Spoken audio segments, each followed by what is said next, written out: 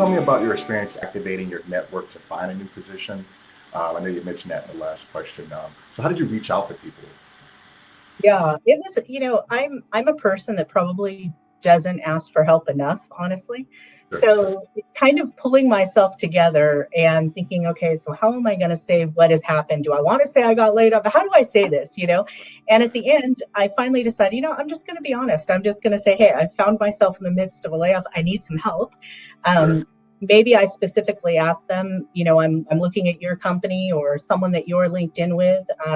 But I went my first like 10 or 12 top LinkedIn people that I, trust in the industry that I talk to, and probably texted them, directly, and Sure. just that conversation. And immediately, there was help coming. They were like, let us introduce you to a client. Let us introduce you here.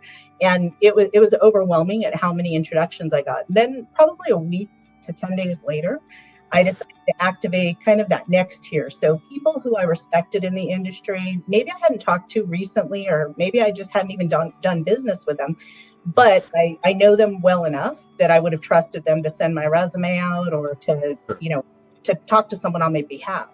And that's actually the group of my network that surprised me the most and humbled me the most. That group came through like you just wouldn't believe. They were like, what can we do?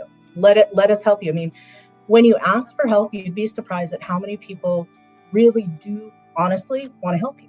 But you have to ask. I mean, I wouldn't have known that had I not reached out to them. And they weren't my first inclination necessarily to ask either.